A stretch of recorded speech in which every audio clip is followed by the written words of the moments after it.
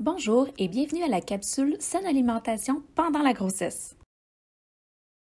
Les thèmes qui seront abordés sont qu'est-ce qu'une saine alimentation, l'assiette bien mangée selon le nouveau guide alimentaire canadien, les suppléments vitaminiques, les aliments à éviter pendant la grossesse, la prévention des intoxications alimentaires ainsi que le gain de poids normal pendant la grossesse. Tout d'abord, révisons ensemble la notion de saine alimentation. Une bonne alimentation est basée sur le guide alimentaire canadien et comprend des aliments variés et savoureux, beaucoup de fruits et de légumes, des produits riches en fibres, du poisson et des gras de qualité et le moins possible d'aliments à faible valeur nutritive. Les recommandations sont très semblables pour les femmes enceintes. Cependant, une alimentation saine, variée et riche en éléments nutritifs est importante à la fois pour elle et pour le bébé qu'elle porte. De même, les autres grands principes d'une saine alimentation s'appliquent. Manger de façon régulière, c'est-à-dire consommer au moins 3 repas par jour et des collations, de façon à prévenir les baisses d'énergie. Éviter de sauter des repas, y compris le petit déjeuner. Le premier repas de la journée est important pour rétablir la glycémie, c'est-à-dire le taux de sucre dans le sang. Boire beaucoup d'eau et boire souvent pour bien s'hydrater. Consommer des fibres alimentaires pour faciliter le travail des intestins et bien sûr manger lentement et avec plaisir. Il y a beaucoup d'avantages à adopter une saine alimentation. Elle procure au bébé les nutriments nécessaires pour favoriser son développement et sa santé. Elle réduit les risques d'avoir des problèmes de santé comme de l'hypertension ou de l'anémie. Elle aide à prendre le poids idéal pendant la grossesse. Elle aide à se sentir bien dans sa peau. Elle permet de mettre en réserve certains éléments nutritifs dont bébé et maman auront besoin après sa naissance. Et elle contribue à l'adoption de bonnes habitudes alimentaires pour toute la famille. Cuisinez plus souvent. Prévoyez ce que vous allez manger. Faites participer les autres à la planification et à la préparation des repas. Savourez vos aliments. Les traditions alimentaires et culturelles peuvent faire partie intégrante d'une saine alimentation. Prenez vos repas en bonne compagnie. Prenez conscience de vos habitudes alimentaires. Prenez le temps de manger et apprenez à reconnaître la sensation de faim ou lorsque vous êtes rassasié. Vous pouvez utiliser ces idées pour vous rendre compte si vous avez faim ou si vous êtes rassasié. Soyez attentif et demandez-vous si vous avez vraiment faim. Soyez conscient que le fait de manger sous l'effet de l'émotion peut influencer vos choix alimentaires. Portez attention à la sensation de satiété pour vous aider à savoir quand vous avez assez mangé. Donnez à votre corps le temps de digérer et de se sentir rassasié avant de décider de vous resservir. Tenez compte de votre environnement alimentaire et souvenez-vous que vous mangez peut-être à cause de l'accessibilité de la nourriture plutôt que parce que vous avez faim. Mangez des légumes et des fruits en abondance, des aliments à grains entiers et des aliments protéinés. Choisissez plus souvent les aliments protéinés d'origine végétale. Choisissez des aliments contenant de bons gras au lieu de gras saturés. Limitez les aliments hautement transformés. Si vous les choisissez, mangez-en moins souvent et en petite quantité. Utilisez des ingrédients qui contiennent peu ou pas de sodium, de sucre ou de gras saturés ajoutés pour préparer vos repas ou collations. Lors de vos sorties au restaurant, choisissez des aliments plus sains. Faites de l'eau votre boisson de choix. Remplacez les boissons sucrées par de l'eau. Utilisez les étiquettes des aliments afin de faire des choix judicieux. Restez vigilant face au marketing alimentaire. Il peut influencer vos choix. L'assiette bien mangée est un bon outil facile d'utilisation pour vous aider à consommer des repas équilibrés. La moitié de l'assiette est constituée de légumes et de fruits, un quart de l'assiette est constitué d'aliments à grains entiers et un quart de l'assiette est constitué d'aliments protéinés. Saviez-vous que votre alimentation pendant la grossesse peut influencer le goût de votre bébé? En effet, dans le ventre de sa mère, le fœtus perçoit le goût des aliments de par le liquide amniotique. Il gardera en souvenir et conservera l'intérêt pour ces aliments au cours de l'enfance. Manger une variété d'aliments influencera les goûts de bébé. Est-il vrai que la femme enceinte doit manger 2 fois plus? En vérité, cette croyance est fausse. Pendant la grossesse, les éléments nutritifs sont requis en plus grande quantité pour assurer la croissance du fœtus et des tissus maternels. Toutefois, les changements métaboliques et hormonaux qui accompagnent la grossesse se traduisent par une utilisation plus efficiente de ces éléments nutritifs. Ainsi, concernant plusieurs éléments nutritifs, l'apport recommandé est le même pour les femmes enceintes et les femmes non enceintes. Les besoins en calories augmentent de façon graduelle durant la grossesse. Pendant les premières semaines, ils sont les mêmes qu'avant que la femme soit enceinte. Une augmentation du nombre de calories est recommandée à partir du deuxième trimestre, c'est-à-dire à partir de la 15e semaine. Sur le plan individuel, le nombre de calories supplémentaires peut varier, d'où l'importance d'être à l'écoute des signes d'appétit et de satiété. En cas de doute, une référence en nutrition peut être de mise. Il sera important d'en discuter avec votre médecin. L'acide folique joue un rôle essentiel dans la formation de nouvelles cellules et réduit le risque de malformation chez le bébé. Comme il en faut en plus grande quantité dès le début de la grossesse, on recommande aux femmes de prendre un supplément d'acide folique avant même de devenir enceinte. Puis, tout au long de la grossesse, il est recommandé de prendre un supplément sous la forme d'une multivitamine qui contient également du fer. Pendant la grossesse, les besoins en fer augmentent considérablement, en raison de l'augmentation du volume sanguin et par le fait même de la masse d'hémoglobine, pour soutenir la croissance du fœtus et du placenta, et pour permettre au fœtus d'emmagasiner des réserves de fer dont il aura besoin pendant les 6 premiers mois de sa vie. Il est important de prendre une seule dose de multivitamine par jour, celle qui vous aura été recommandée par votre médecin. Des effets négatifs peuvent survenir si la dose quotidienne est trop grande. On retrouve également l'acide folique et le fer dans notre alimentation. Les principales sources d'acide folique sont les produits céréaliers enrichis tels que le pain, les céréales et les pâtes alimentaires, les légumes verts tels que les épinards, la laitue romaine, les brocolis, les choux de Bruxelles, ou encore dans les légumineuses comme les lentilles et les haricots secs, ainsi que dans les oranges et dans le jus d'orange. Pour ce qui est du fer, on le retrouve sous forme hémique dans les aliments d'origine animale, tels que les viandes, les volailles, les mollusques, les poissons et les œufs, et sous forme non hémique dans les aliments d'origine végétale, tels que les céréales, les pâtes enrichies, les noix, les graines et les légumineuses. Il est important de noter que le fer hémique est la forme la mieux absorbée. Afin de favoriser l'absorption du fer, il est recommandé de le prendre avec une source de vitamine C telle que des oranges, des poivrons ou encore des brocolis. Mieux vaut ne pas boire le thé et le café pendant ou tout de suite après les repas. Ils renferment des substances qui nuisent à l'absorption du fer. Les contaminants et substances que contiennent certains aliments peuvent avoir des répercussions sur la santé de maman et bébé.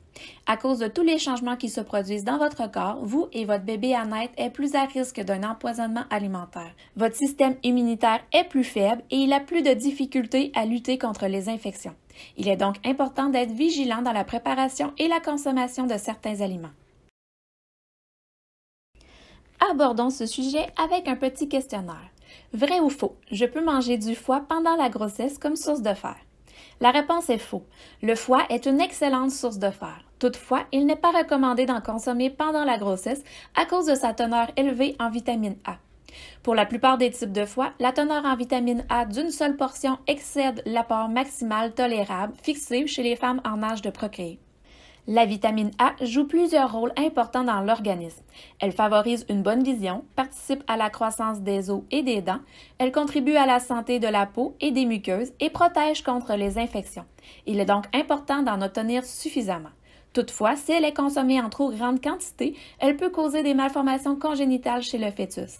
Aussi, on recommande aux femmes enceintes et à celles qui souhaitent le devenir d'éviter les aliments qui renferment une très grande quantité de rétinol, principalement le foie et l'huile de foie de poisson, et de se limiter à une seule dose quotidienne de vitamines prénatales. Vrai ou faux? Je ne devrais pas manger de poisson pendant la grossesse. La réponse est faux. Voyons pourquoi.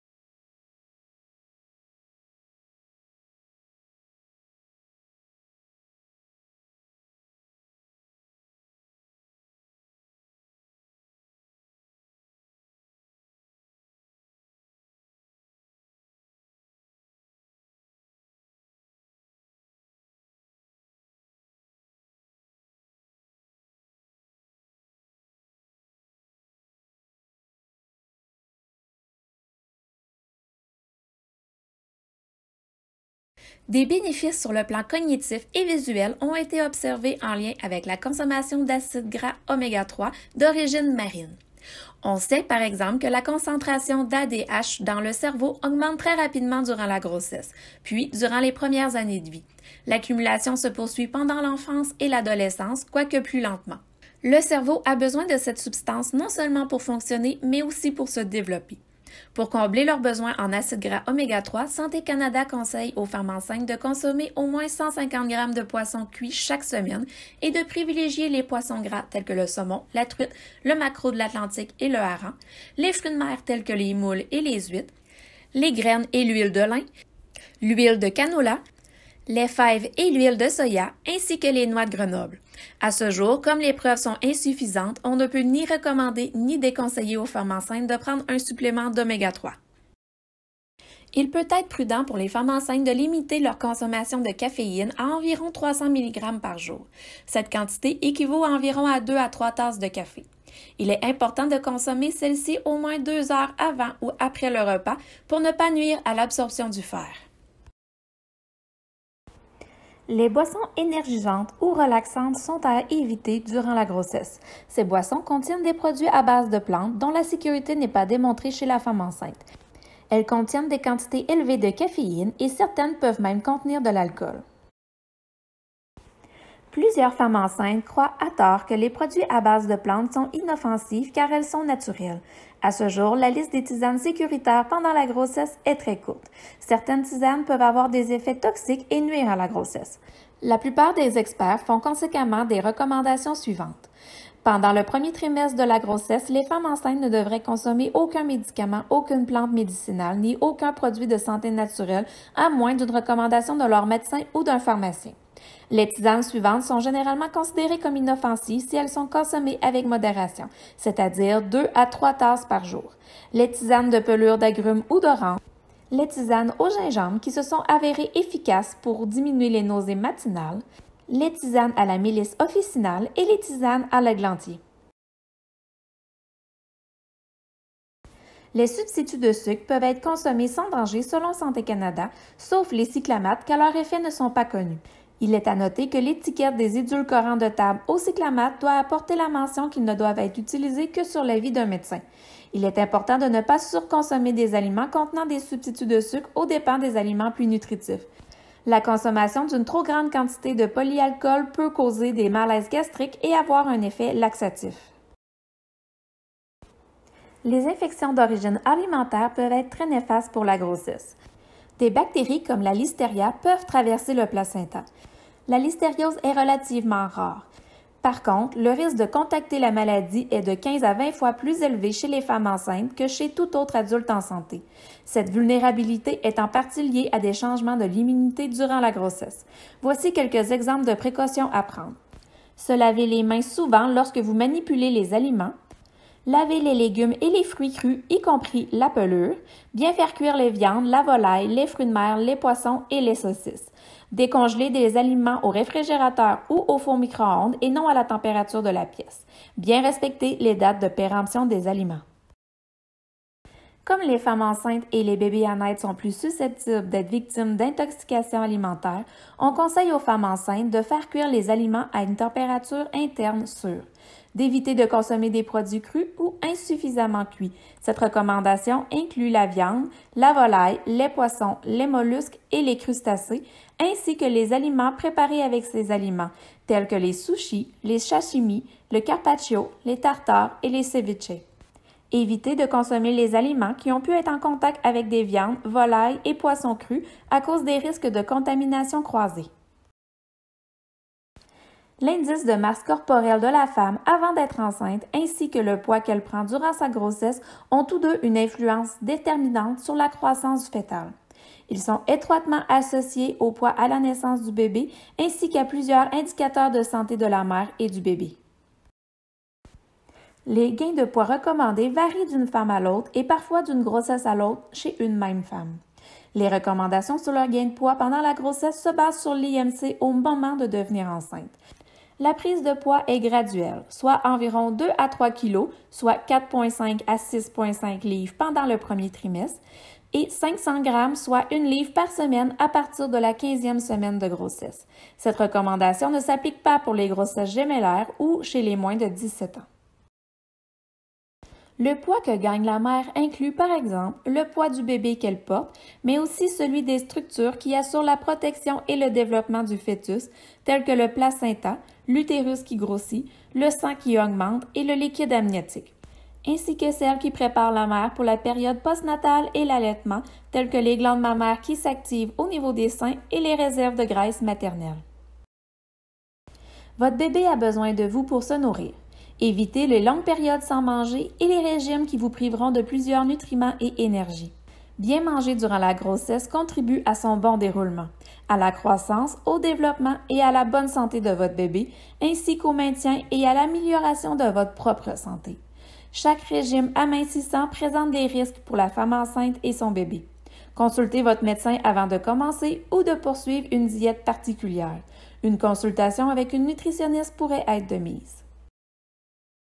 Pour toute question en lien avec le contenu des capsules prénatales, vous pouvez contacter les infirmières de périnatalité de votre région.